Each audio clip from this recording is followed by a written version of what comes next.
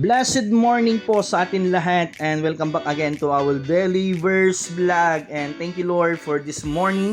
Nakapasyal kami sa Asinggan sa ating farm, at before tayo mamamasyal, gusto ko munang mag-share ng Word of God, Kawikaan chapter 23 verse 22. Mamaya magja-jump tayo sa verse 25. Verse 22, pakinggan mo ang iyong ama na pinagkakautangan mo ng buhay, at huwag hamakin ang iyong ina kapag siya'y matanda na.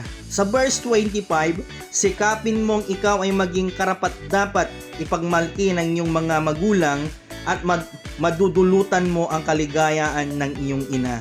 So, ang kahilingan po ng verse na to, nawa kapag pinagpala at bless ka na ni Lord someday mga anak, huwag mong kakalimutan ang iyong mga magulang.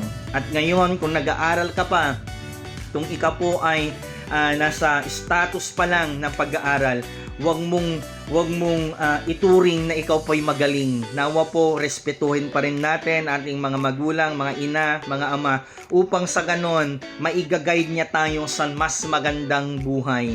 At yung nga sabi po sa verse 22, na kung wala po ang yung mga magulang, wala ka ngayon. Kaya, deserve po nila na pagpalain, deserve po nila ng respect, deserve po sila ng love, deserve po nila na magsipag ka para sa kanya, para ang sabi niya sa verse 25, madudulutan natin sila ng kaligayahan kung tayo po ay mapagmahal, magalang, marespeto sa ating mga magulang.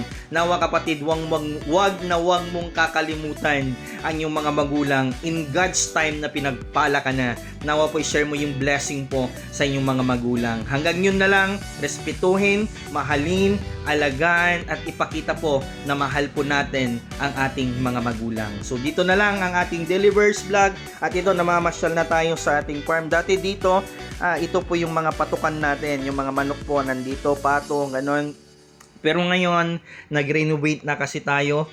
Ililipat natin itong mga alaga natin. So, nandito, may 6 na lang na gansa at mahigit 30 na manok. Dati, daan-dahan yung manok natin, yung pato. Nag-give up na tayo sa pato. Pero ibabalik natin kapag nakapag-renovate na po tayo ng farm, upang sa ganon ay mas maayos natin, mas maganda. Dahil masarap po mag-alaga ng hayop. Gaya na po ng mga manok, pato, gansa. Para sa kanon, kung gusto mo ng manok na fresh at organic, may makakatay po tayo. Kaya ngayon ay magiging back to zero na tayo sa ating farm. So itong makikita natin na maluwang na palayan, kapatid, hindi sa amin yan, sa kanila yan.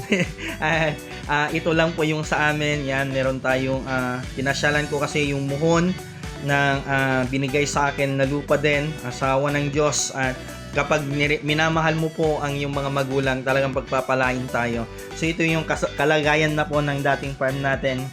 Wala na kasing nakatira dahil nakalipat na sila mami. Kaya tinitingnan ko ay nakakaawa na yung farm. At yung nakakatayuan ng farm, may nakabili na din po kasi dyan. Kaya ganito ng estado yung farm natin. Ililipat natin sa banda doon, yung binidyo kanina. Nawa po ay makalipat na din. Pinag-iipunan pa dahil wala na pong budget. Yan, dati napakadaming manok, daan-daan na manok, ngayon ay wala na.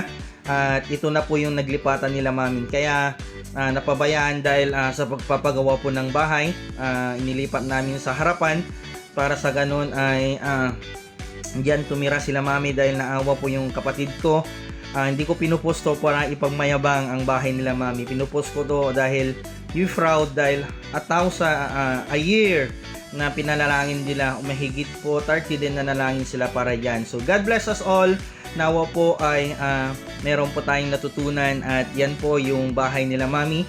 Bunga po na napakatagal na panalangin mo nila, napakatagal na tiwala nila kay Lord. God bless, and